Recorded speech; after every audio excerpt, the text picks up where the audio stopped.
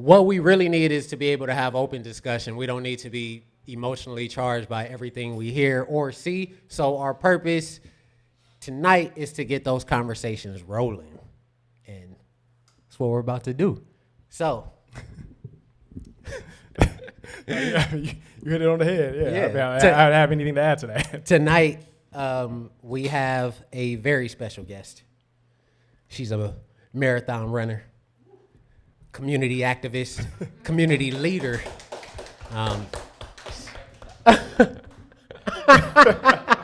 She looks like she's multiple things. Also does some modeling as well. Please welcome Mariah Dyson.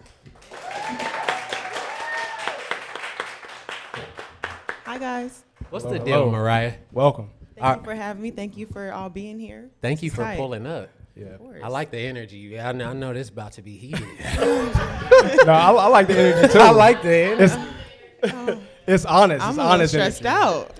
Oh, why? I don't know. I mean, these conversations happen, I feel like, a lot in echo chambers where we're having conversations with people that always agree with us, or at least we can sway them to agree with us because they have the same background or whatever. So now that I guess you're looking to remove the emotion from conversations, Yes. which I'm not fully in agreement with, What? but Hold on. you know. Hold on.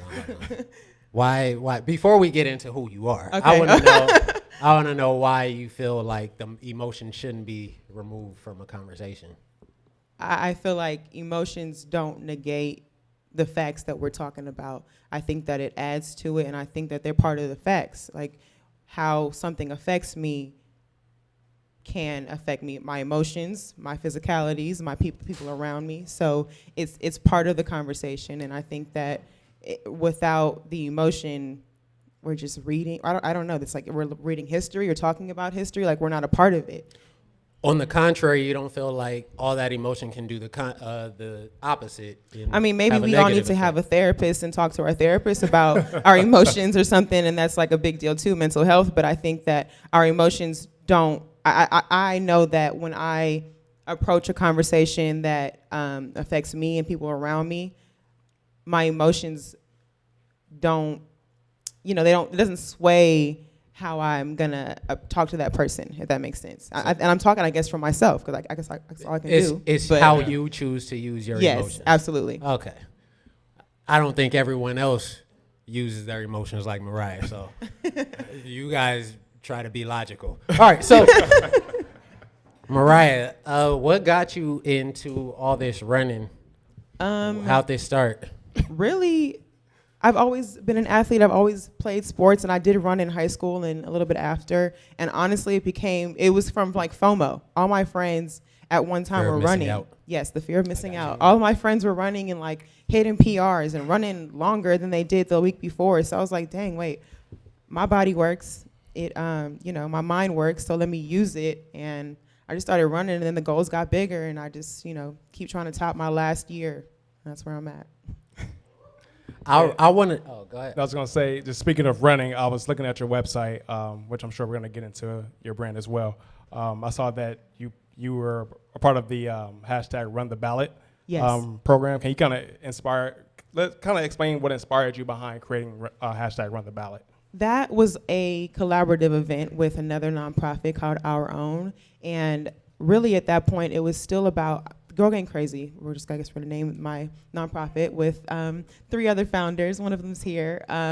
We Shout out to started Yas. it for the sake of empowering women, especially when it comes to like sisterhood and realizing that, maybe we're not doing the same exact things, and we have the same issues in different areas of life. So when it came to the ballot run for the ballot, during quarantine, women around the world started running with us through the Nike Run Club app, and that was really tight. And it was like, it kind of just brought us all together. So with the running thing, it was like, oh, well, let's use our bodies again to bring awareness to voting this time, and what's on the ballot in California and in LA County specifically. So that was just the motivation. It was like, let's educate our community. We're all in the house. We have the opportunity to be outside sometimes to run. So, let's bring those things together.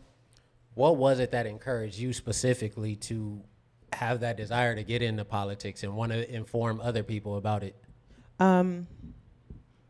Because it affects us so all day long in every room we walk in. So it wasn't really about politics. It was just realizing that policies and the people that get to enforce them aren't always working for us. And since we have the opportunity this year to really sit down and look at who's on the ballot and what's on the ballot and what it's for, all those things, I just like the idea of educating myself, and I feel a lot more empowered. And I'm like, okay, so if I can help other people be empowered, let's just do it. And that was it. It wasn't like this deep thing. It was just like, oh, I know these things now, and it was that easy to learn it. Let me make sure everyone else learns it, so we are empowered. Like she woke up with an epiphany or something. No, yeah, it was just like, I mean. Hey, that's when I realized I was an adult. I had text my brother because I would wake up and I would just start watching news. That's how you know you get older. You start that's caring how about different things. you start like, caring about what's going on. Right, like, right. Oh, I didn't know I couldn't get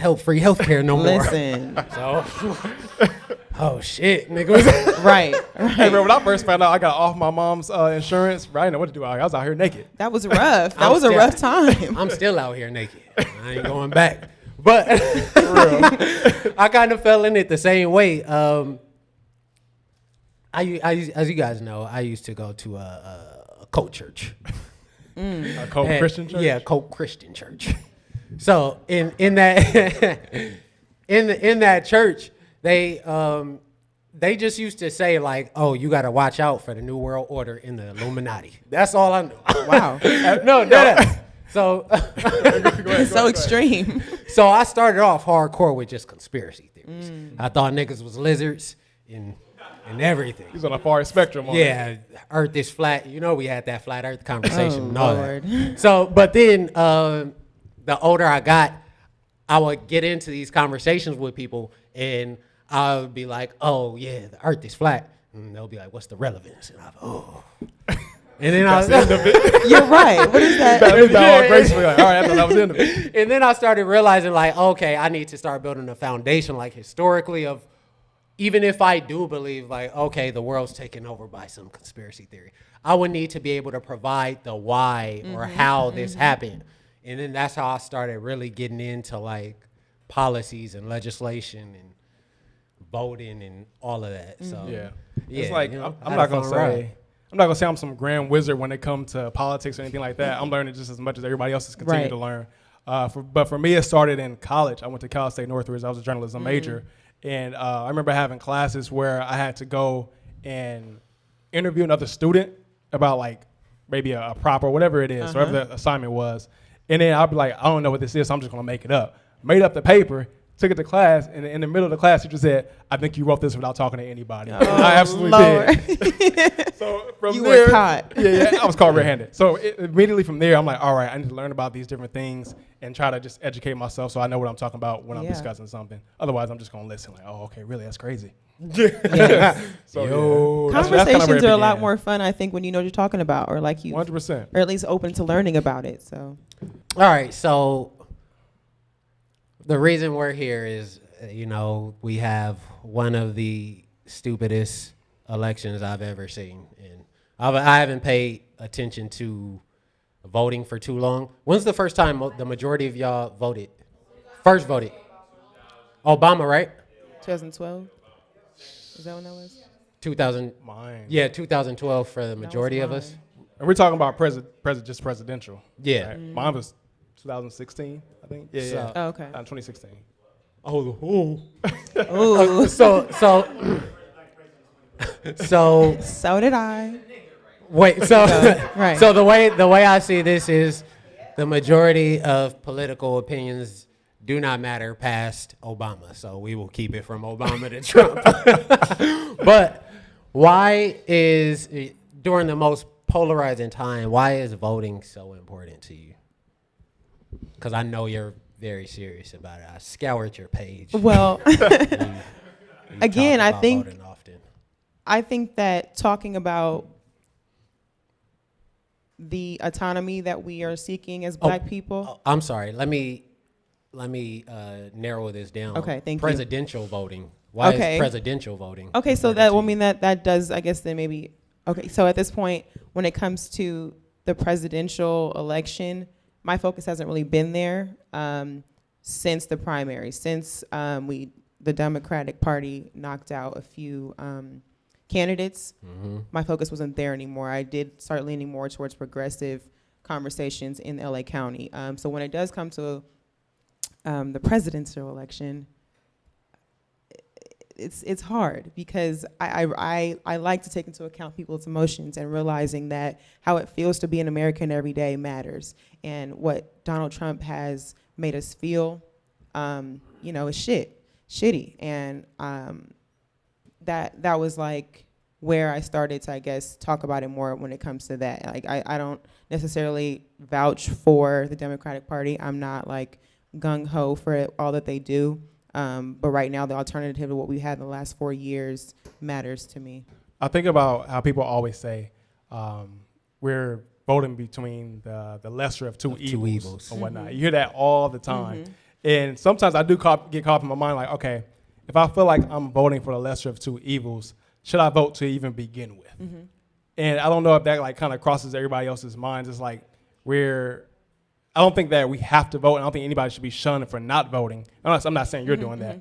But I get caught up in like having that mindset. It's like, well, if I don't like any of the candidates, why don't I just not vote? Now, I'm sure, I'm assuming maybe you have come into a conversation with that. What's your response to that kind of mindset? The conversations I was kind of having with that was like, oh, I'm not going to register to vote. I'm not even going to look at the ballot. I'm not going to be a part of the process of voting. And it was just like, okay, I understand how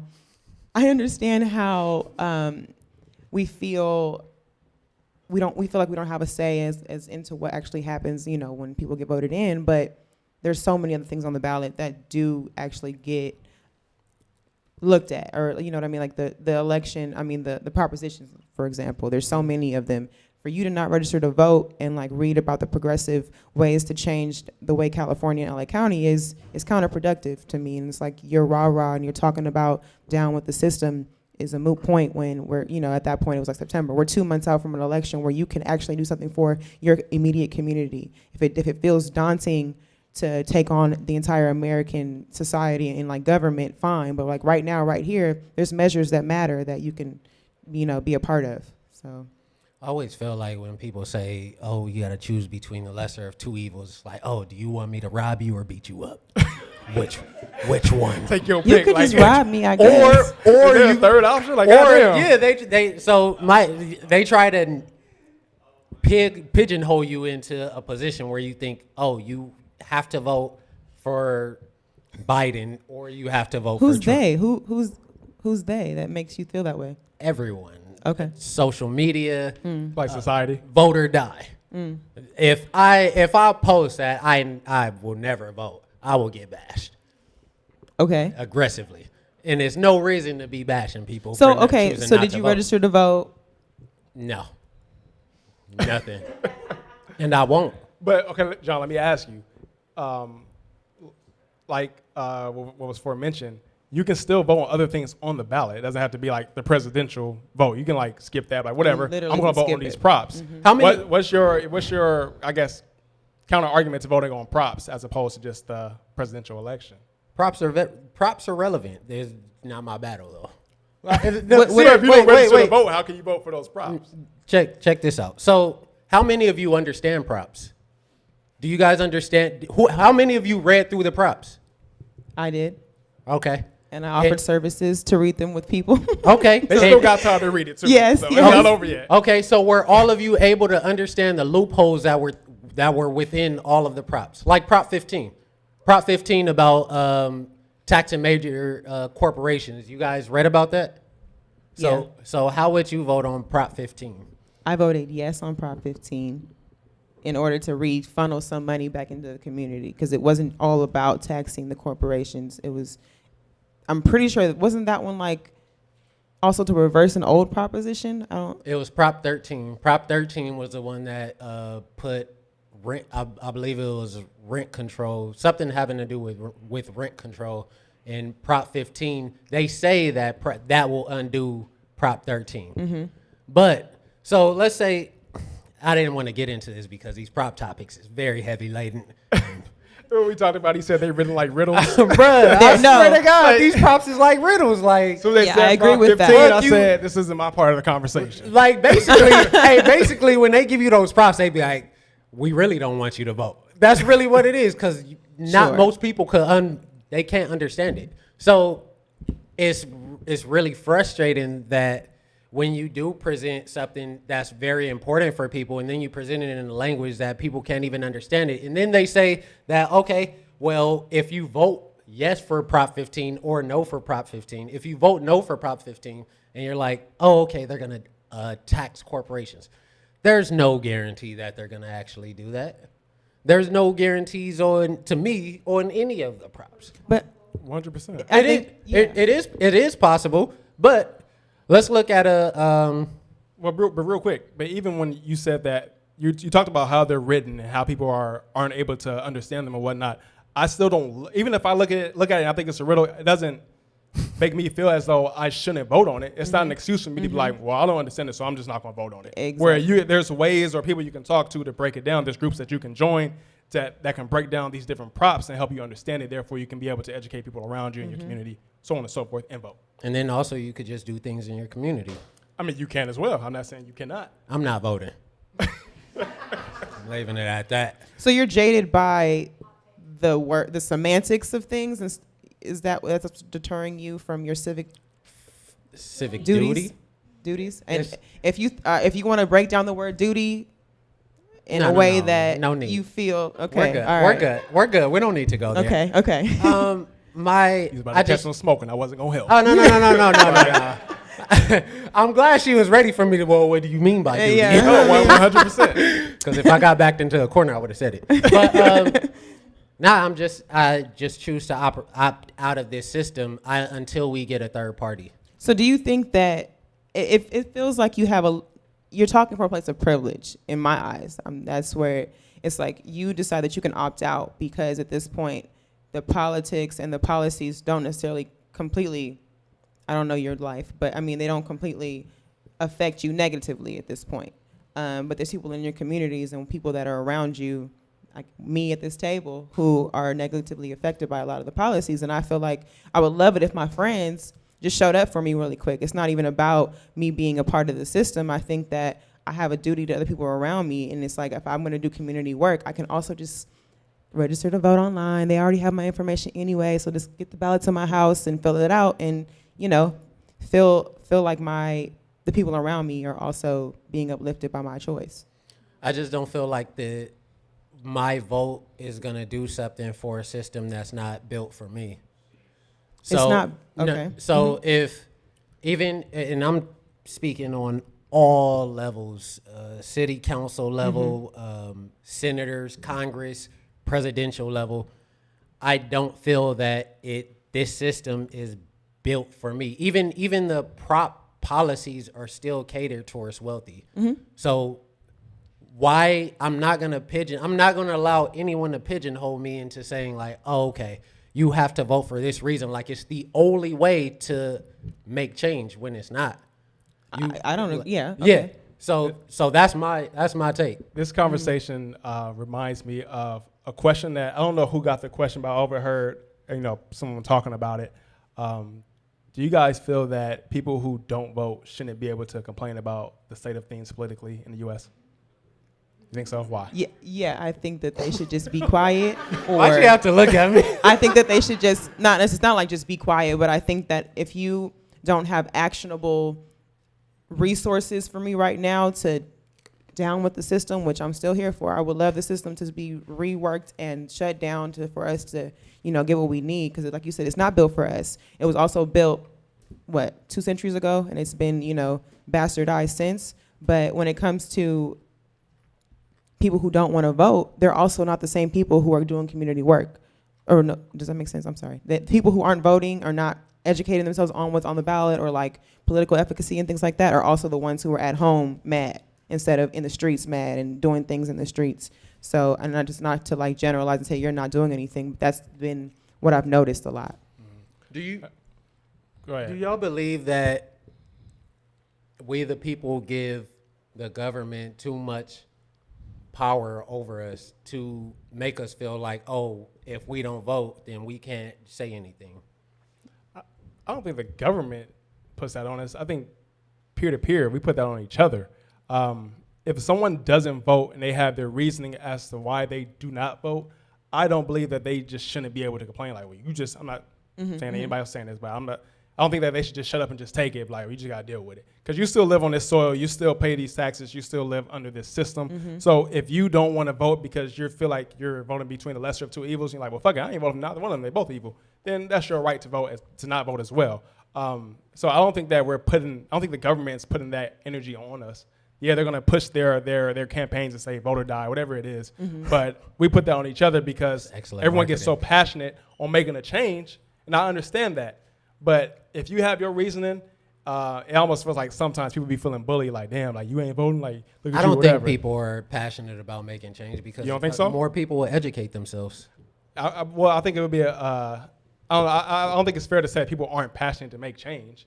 You have people who are in the communities, people who are educating themselves on props and whatnot, and it's going to be able to help their community around them. You can only make change if you really know what's going on, though.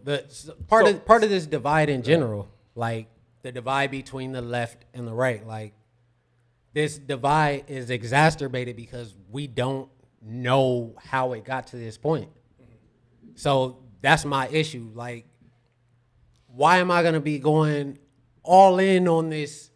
Like, when I know what the deal is, I know that we need to opt for another party. That's the only option that there is. Not the only, but that's my main course of action that I would take. Like, we just need. So you're saying party. if there was another party, you would vote then? You would register to vote finally because of that? So the problem is the two party, they pigeonholed everyone into these two parties. So, and really both sides are the same. We'll get into that like No, I agree. A little bit later. Like, both sides do the exact same shit. They're for war, corporations, big pharma, all of that is exactly the same on both sides. But they allow the media to make you, well, I don't want to speak for you, but Thank you. make make liberals and conservatives go at each other like they're the problem. So is it in your mind that a conservative is the problem, or you two, or like, do you like the issue is the other side? I think that, first of all, I think that what I was trying to, I guess, ask you is that, first of all, in my mind, it doesn't make sense that you don't want to register to vote. And that's just, I'm not saying you're wrong, but like that's right fine. Now, I'm at this point where there's so much on the ballot. Again, it can't just be contingent on how many parties there are.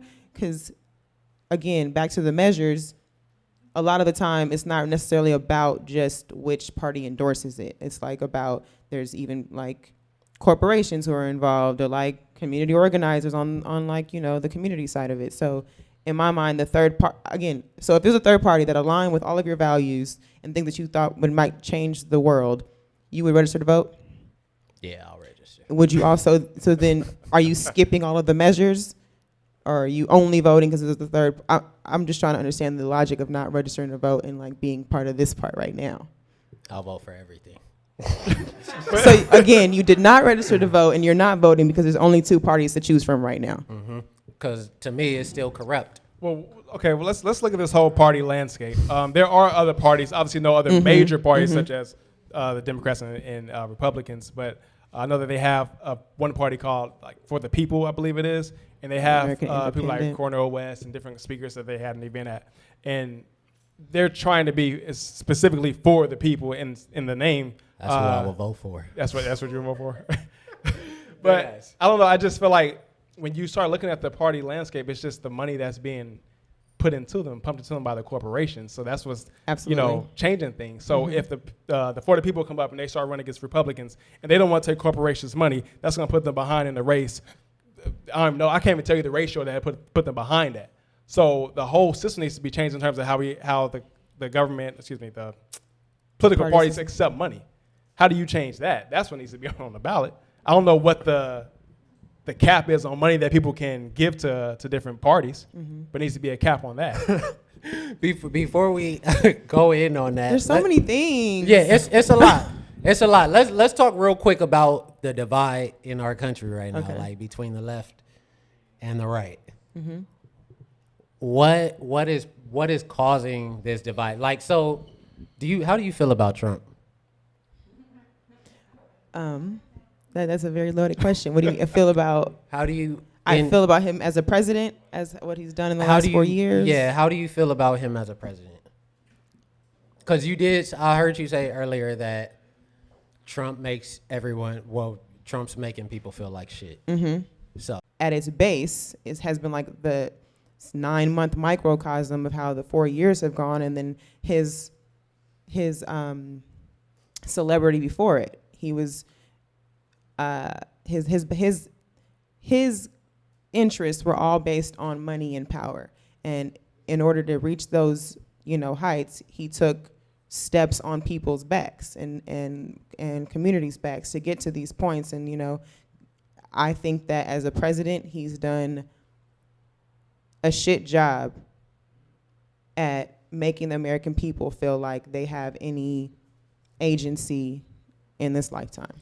But this is what American people brought upon themselves. So Which ones? Which American people? The majority of them. So what a lot of Americans do, especially right now, is we promote and there's like this concept or this notion of like celebrity worship. Sure. Like celebrities are promoted to such a high place that Trump was able to make the presidency. Absolutely. So now when Trump is president, he's an actor, and people are so why is everyone who is affected by Trump? Why do you guys give Trump such access to your emotions like that? Like, why do people allow him to do that when he's an actor? That's what he does. You're saying that they shouldn't be emotional by the things that he does? The things that he says.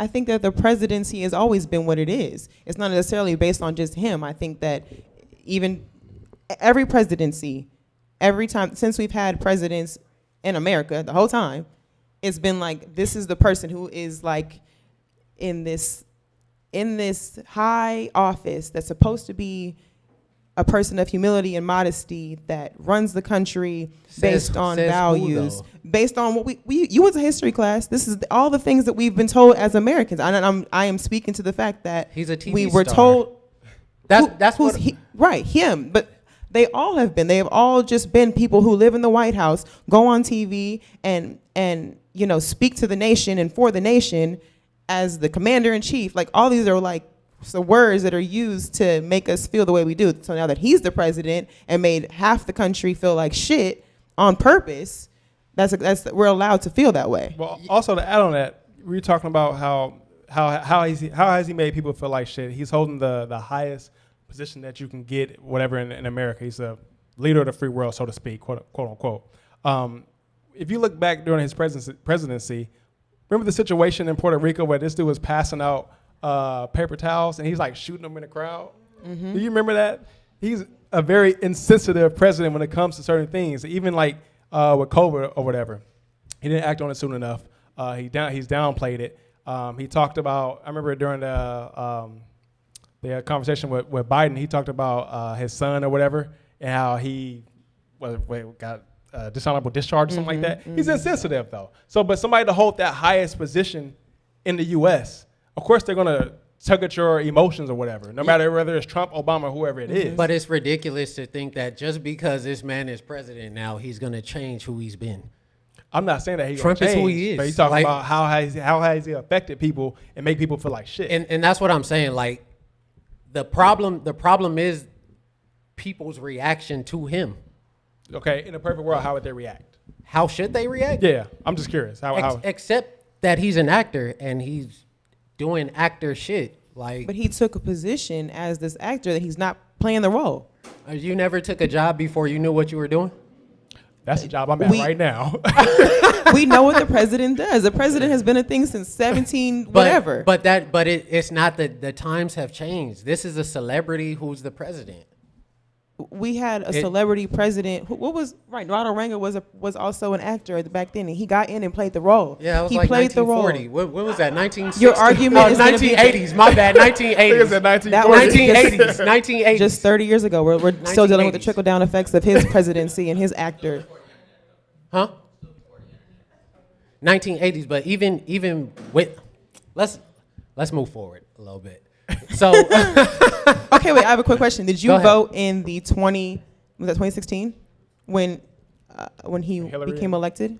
no, Did you vote that year? No, Oh, it was okay. trash. Okay. That was trash voting options. So let's talk about the actual ideology between liberals and conservatives. Do you guys see any problems with what do you consider yourself as? Do you I don't like consider yourself labels. as something? I understand. I don't like to be pigeonholed either when it comes to things like that. in the corner.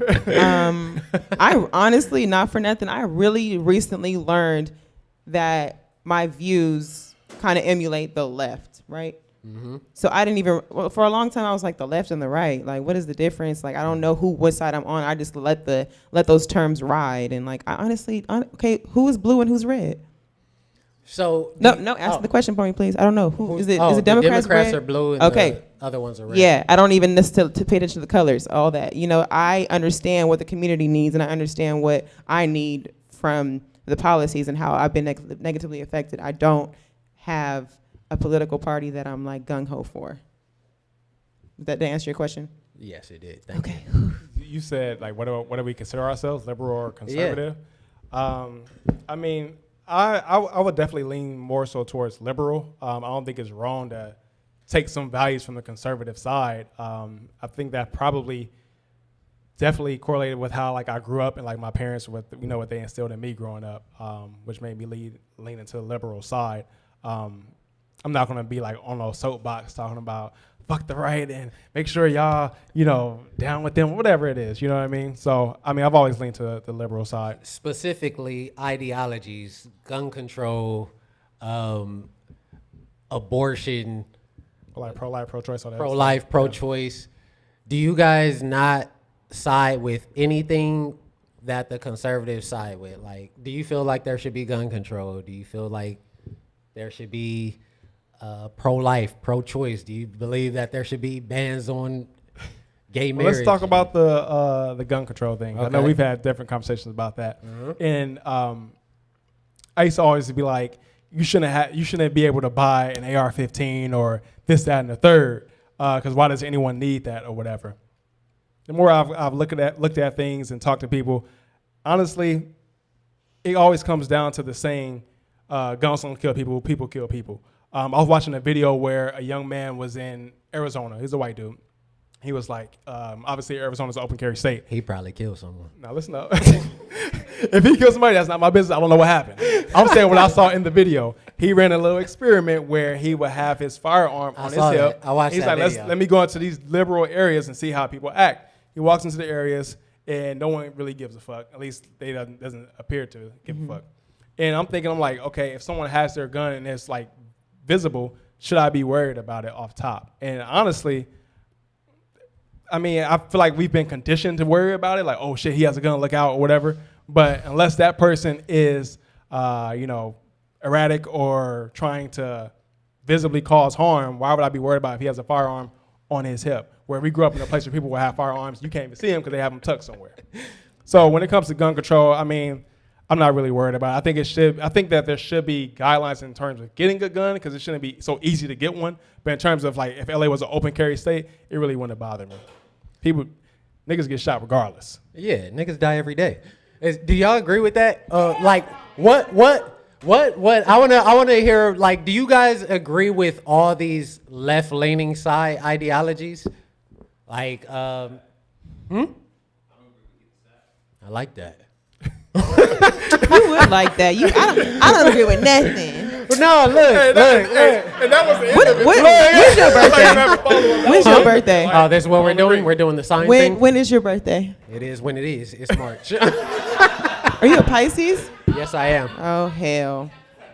I'm sorry, sis, but Look. My thing is, my thing is on both sides, left and right. There's no situation because we're getting to a point, polarizing point where if someone sees a Trump hat, they'll be like, or a "Make America Great Again" hat, they'll be like, "Oh, fuck you." Okay, really. Okay, so That's unacceptable. I'm gonna try to get to this really quick. So back to the gun control. First of all, like I feel like someone brandishing their gun is a little bit is for like intimidation tactics, especially when it comes to someone who is not in law enforcement or doesn't need the gun for his job. I guess I love the idea. Intimidates me with a gun Because they have a gun. So when it comes to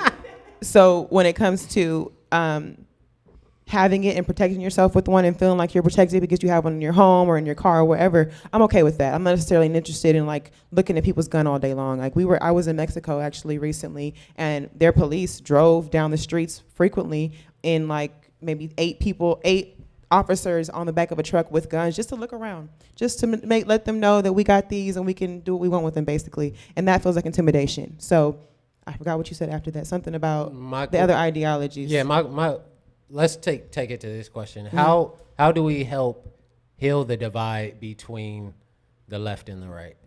I think that first of all, the right seems to be in everybody else's business all the time.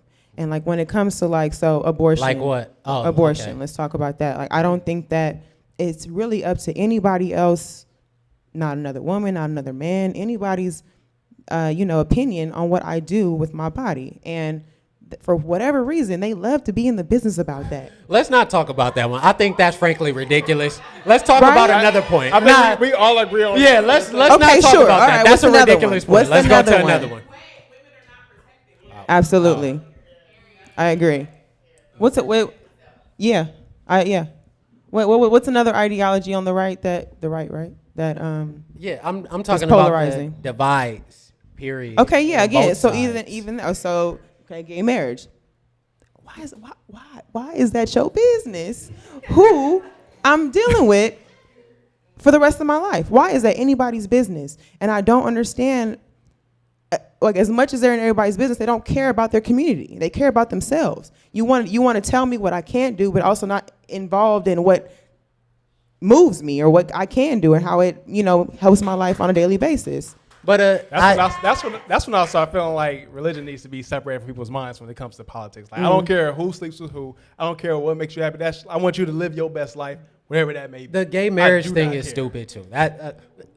Okay, what's not stupid to you? All right, what about the left though? What about the left? Okay. So the left does this identity politics. So do you agree that we need to make a lane literally for everyone who says they have a disadvantage in life? Like, what do you mean? I'm sorry. Me and like reparations? Yeah, no. This is what I mean. Me and Brian have receding hairlines. Yes. I'm so sorry. It's getting deeper in the corners, y'all. It's still healthy. That builds character. Too. That builds character in men, I think. Okay, thank you. We have receding hairlines. Let's get some man weaves. Don't judge us. Yeah. So I'll set that shit up. So No. But I can see how the right could feel like, okay, all you guys are doing is causing more divide by breaking everything into a subsection. Like, okay, we need a movement for this. We need a movement for this. We need a movement for ashy ankles. Like it's everything. We might. So, but why is that? Why is that a necessity? I don't necessarily think it's a necessity, but I think that voicing or people having the platform to talk about how they feel disadvantaged is okay. But we need to start realizing that a lot of our disparities have intersections, and they kind of have like the same history or like the starting point. Like, maybe not starting point, but like, okay, so indigenous people have been, wiped off the earth almost by colonialism. So it's the same kind of thing as far as like in like Africa, and then when it came to the transatlantic slave trade, and we're over here doing the same kind of disparities as indigenous people on this country, instead of it feeling like, okay, we should come together and figure it out. And again, this is like, history, this is a long time ago. It is still prevalent now. Like the things that we are dealing with because of the government, or like even just people in power, we have things in common. And if we can figure out those commonalities, it would help us a lot more. And we could, maybe there'd be less divide, but then that would also mean that we need to like appeal to the powerful. And then we would have less divide, because I do feel like most people on the right have more power due to money and like the structures of capitalism and things like that. So the left-leaning people seem to be more disadvantaged based on those disparities. All right. We're going to take a nice little intermission right now. It's been enjoying this conversation. Why'd you switch your whole voice up like that? It got Guys, real smooth. Please stop laughing. I had to get to my intermission voice. So,